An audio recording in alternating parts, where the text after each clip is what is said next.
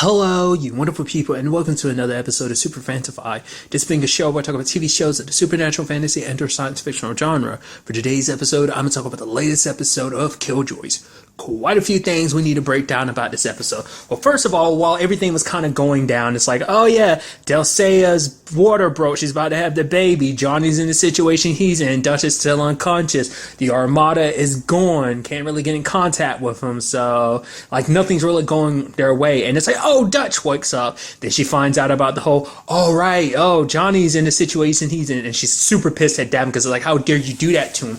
But it's like, Davin's like, don't you judge me. The fact of the matter is, I did whatever it took to save my brother. Don't act like you're the only one that loves him. The fact of the matter is, you weren't here, so don't judge me. It's even something Johnny calls her out for, because it's like, the fact of the matter is, this never would have happened if you hadn't left. He's just basically saying something she was already thinking to herself, sadly. You know, and even part of her was worried that things wouldn't work out, because later on they end up finding out it wasn't just... Because Zeph had pointed out, like, the green that supplies that they had of the plasma on the ship were crystallized as well as the one that Dutch came out of. But it turns out, not just that, all the green was crystallized. But later on, it kind of makes sense why. Because it seems like it's Anila's attempt to keep the lady in. Like, she can getting Dutch out so that she can keep the lady at bay. Because it turns out, from when we end up finding out, the lady is much older than the Holand. Like, the Holand are just a pawn to her. So I guess it's something long ago she created. But how did you get stuck inside of the green? Is the green actually something she originally, like, is it something that she could use, she could tap in, and then she kind of breathed life into it and create it? You know?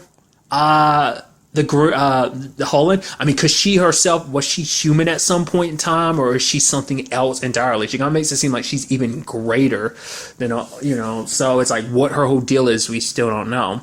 But it is kind of interesting because inside the green, she kind of runs everything, so it's easier for her to break people because she's trying to figure out, like, how to get the hell out. She also brought up something interesting that still hasn't really gotten an answer to. It's like, well, Anila can use the green, so can manipulate it the way she can. Doesn't that mean Dutch can too? I mean, Dutch hasn't really shown any affinity to the green like Anila has, which is interesting considering the fact is her and Anila basically are the same person, but maybe because technically Dutch is the green. I mean, she was pulled from a memory. I don't think that necessarily makes her the green. Because it's like, it's really hard to say what Dutch is exactly. Is she just like a manifestation of a, created by the green? In a sense, she is green, but it's taking on the form of a human. But the fact is she bleeds, so it's like, it just acted as a time portal, in a sense, a portal into a memory. So she is Anila, just, without the affinity to the green, I guess. I don't know, it makes you wonder what sets them apart. I mean, we don't know. Dutch has never been turned Holand, so if she got turned Holand, maybe things will be a completely different ballpark. It's also interesting, too, because, like, I brought it up before, like, well, the lady doesn't have access to what Johnny knows. But to be fair, I guess Johnny doesn't know what Johnny needs to know, because neither does Dutch, about what it is that Klein needed them to know about, like, them being together, what that would really mean, Because the fact of the matter is, well, I mean, for one, Johnny's going through his situation, and I thought it was such an interesting way they kind of put that perspective, because it's like, for him, it's like, this is your fault again, Dutch, because you coming out froze all the green, and now I'm stuck where I am, half human, half Holand, which I was like, oh, that'd be kind of an interesting thing, but it's like, no, it actually tears him apart, because there's part of him that's still human, and his human heart misses and is afraid of losing Davin and Dutch, but then the Holand side of him kicks in. It's like, I don't care about you. So, like, that's enough to drive anyone insane. That's why he's been acting as erratic as he has been, because he isn't complete. So that's why he's had such an adverse reaction to everything. So, to the point he decides to snap his own neck just to fix the situation. And Zeph's solution for that was to basically kill the parasite in him by stopping it from repairing his snapped neck, which was, that was pretty rough. But then Davin was the one that kind of had to give the final say-so and, like, for her to do that, because then you make sure that Johnny gets healed up before he dies, and that prevents, which was kind of interesting. Even she was like, oh my god, I can't believe that worked. And I think it kind of speaks volumes too, because the one she went to first about like, okay, who maybe Dutch is kind of following Davin's lead, but the fact is that it was kind of like more up to Davin. I thought was kind of interesting. I mean, maybe on some level that's kind of like, well, you weren't here, so it's kind of up to Davin to make those decisions. So I don't know, because it was his decision to kind of help turn Johnny into Holland in the first place. It's so weird to think about it, because at one point in time we used to call them Sixes and now we call them Holland. It's just kind of, I mean, that's their true name and everything, but still it's just kind of interesting. Like as the show has progressed, we just went from, I don't know, it's just kind of funny when you think about it. I think this is the first time I've actually sat here and thought about it in a while, about the fact that we no longer call them Sixes, but nevertheless, as a tangent on its own. But Johnny's back, so that's good. Kind of bouncing around a lot of stuff. For one, it's the whole pregnant Anila thing. It's like, I love it. She's getting all pissy because people are touching her, and she's like, oh, don't touch me. And the fact of the matter is, she's up there complaining because it's like Zeph is telling her to push. She's like, we don't push. You know, it's kind of like, she's like so above it, she's making a noise like, so is it out? Why don't you just reach up there? She was even asking Zeph to see her fingers. And then you have Pip being like, because it's like, oh, I need lube. And he's like, oh, what kind do you need? Do you need flavored or something? And then she's like, for the birthing, Pip. And he's like, okay. And she's putting her hands out like this because she's like, oh, yeah, I can do this because she birthed calves on like a farm or whatever. And she's got her fingers in a certain position. And then Pip just squirts the lube on her fingers. I just thought that's kind of interesting.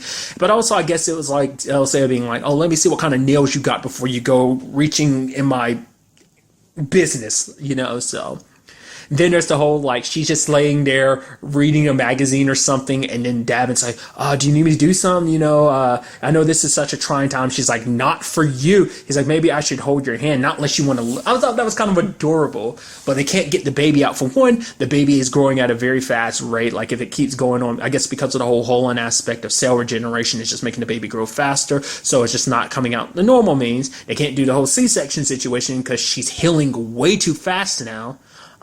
Which is crazy. And then she actually started getting a little panicked, and she was holding on to Davin's hand. I was like, oh, that's so adorable. And it's like, okay, so how do we handle this? We pump Davin's blood into her to kind of act as a transfusion to kind of pump his anti-green into her. So, which sounds very sexual when I phrase it like that. And then there's the whole thing of the conversation comes up about Sabine, and it's like, oh, what happened with Sabine? And then Pri just puts it bluntly like, oh yeah, what was the words he used? Sexed the green out of her or something like that. And it's like Zeph is suggesting, it's like, oh yeah, sex could help induce labor, and they're both like, no. And then like Davin's like, well, maybe I don't want to anyway. And then like they'll say it's like, don't embarrass yourself. It's just kind of the back and forth. And even like Zeph kind of chimes in a little bit. She's like, almost like, wow, okay, you do whatever you want to. They'll say almost being like, really? You want to take the chance to like bang Davin? Almost like she was kind of suggesting like, I mean, anyone would take that chance to take that ride or something. That's what it felt like. Maybe I was completely interpreting, because she was it almost sounded like contempt for her. Like, why would you not want to? Which is so interesting to think about them doing that. And it's just like I said, I love what they've really done with Dulcea this season, especially her relationship with Davin. It's so good. Just like the chemistry between those two characters that you would, like I said, she's still kind of the same person, but at the same time she's changed. And it's something I didn't even really think about until this episode. I don't think I ever thought about it at all last season, which is fascinating. The fact is, Dulcea has feelings, which is weird. Maybe the baby did more to her than we realized. I mean, the fact of the matter, in the first place, she fell in love with Anila. It's like, as a Holland, you're not supposed to feel anything, but I guess maybe it's just because Anila's special.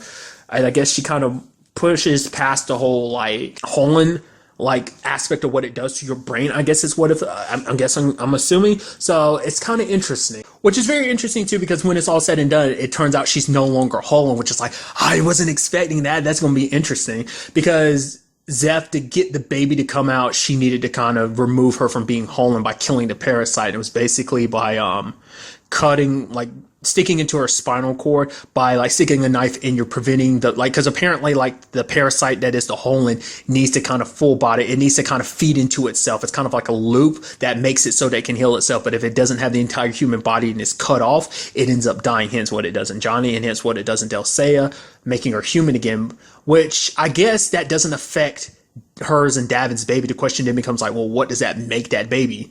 Like, I mean, I think it's still whatever it was, it's still part of Neela, part Davin, which part of me wonders, does that mean that baby's going to have the power to both stop the green and also control it? Does that mean it can do, like, what did that potentially do for the green going forward? I don't know. It's kind of an interesting thing to think about in that avenue. But also it means that basically Dulcea has to feel everything she didn't feel for so long, which is interesting because it makes her remember everything, which Dulcea she was a very calculated and cold person before, but now she's feeling that all again, which is interesting because it almost seemed like she was almost more caring as a Holland than she was as a human. That's why I'm like, that just seems so, she didn't seem like your typical case for a Holland when it comes to feelings and stuff like that. Once again, using a case study of the fact is that she and Anila were a thing. Even Anila was always a special case too because she still cared about people. I mean, they could fake it and stuff, sure, but that wasn't fake. So I just thought that was kind of, I don't know, it's kind of an interesting thing. We also never have gone back to the whole Sabine situation. Last time we checked, she was still technically alive, wasn't she? I think it was like the last time we left her, it was like, oh, she's still alive. So it's like, we still haven't circled back to that in any shape or form. I think that's kind of interesting. I also thought it was kind of pretty neat that Pri was kind of like, yeah, I'm treating you nice now because of that baby, but the moment that baby comes out of you, I'll stab you because let's not forget, you did stab my friend in your bar, kind of in my bar, referencing Potter, so I kind of want to return a favor. But Pri's willing to let her off, with a freebie this one time, so I'm very curious to see what that whole Dulcea situation turns into, especially because, like, the baby was crying in her arms, but the moment it went to Davin, it didn't cry anymore. Maybe because it, like, something with what Davin is kind of clicked with the baby, or, whatever the case may be. I'm curious to see what that turns into, them going for being parents, how Dulcea handles that, whole situation. Because once again, Creshies aren't supposed to give birth. Like, they literally pass that on to other people. That's what came up before. Like, that's why she was kind of so, like, blasé about it. I don't even know if I'm using that word right. Just because they usually get other people to have their babies for them. So there's that whole situation. There's that, the baby from, was that season 1 or season 2? The pregnant girl that they protected. I want to say that was season 1, wasn't it? I think so. That storyline hasn't circled back around, has it? I don't think in any shape or form. I mean, why would it? I mean, the baby's still super young, so it can't really take up its heritage or whatever, So nevertheless, I'm rambling on.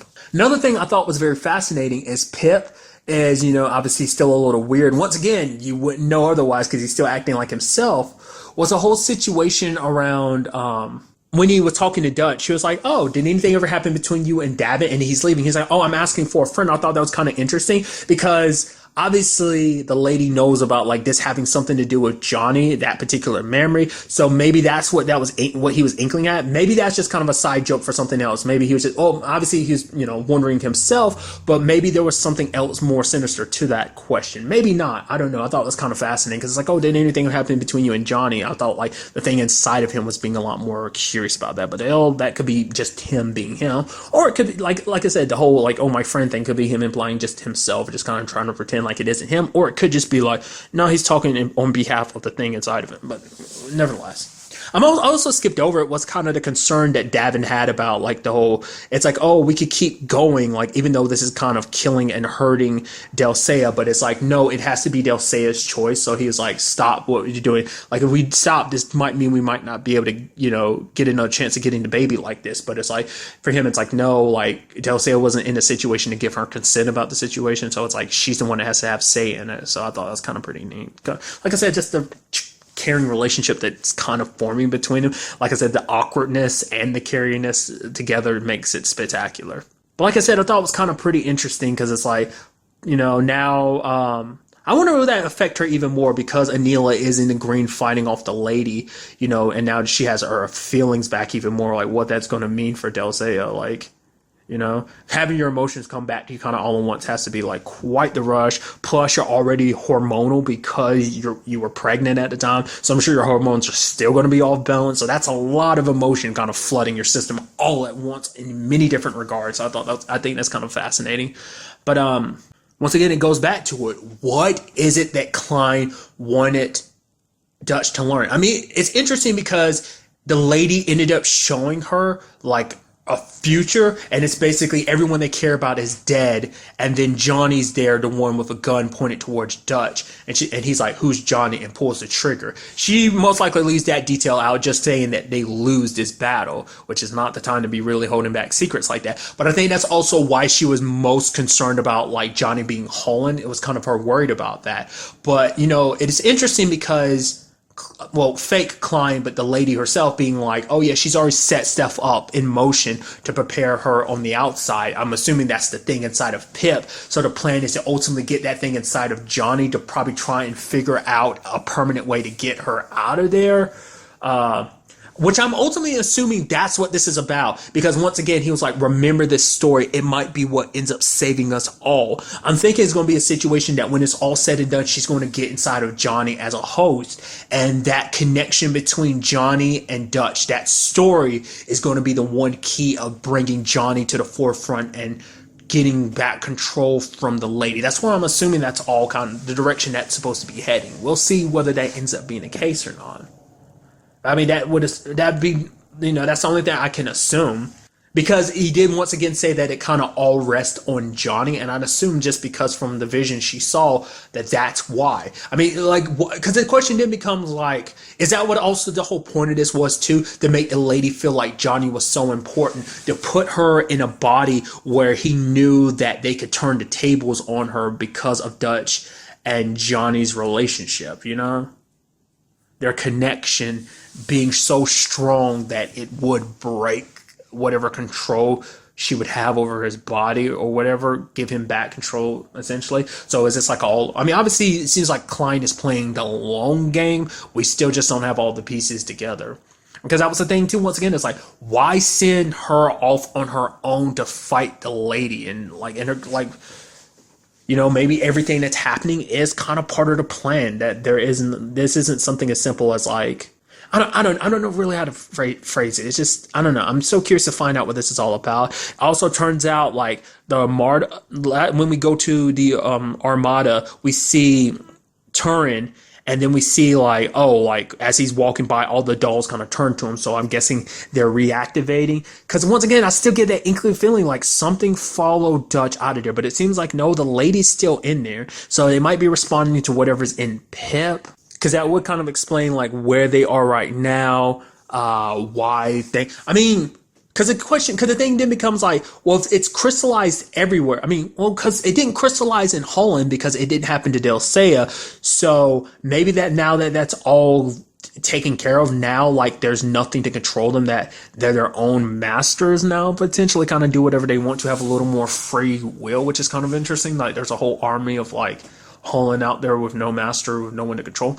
That's what I'm chalking it up to. Ultimately, we will have to wait and see what the next episode has in store for us with all of this. How long can Anila hold off the lady? Which is kind of an interesting thing all on its own, because Anila's like, oh, you so worried about you getting out and being stuck in here with like that. I'm stuck in here with you, but you forget you're stuck in here with me. Who's going to protect you from me? Because Anila is a whole lot of crazy that you kind of have to break down. So I guess also because of her state of mind, like it's not going to be the easiest thing for and she's very strong-willed anyway, for the lady to kind of get what she wants and needs. So like I said, we'll have to wait and see. But really, that's all I want to talk about in this episode. Till the next time we meet, be happy, be safe, live life to the fullest, and enjoy it. Good day and goodbye.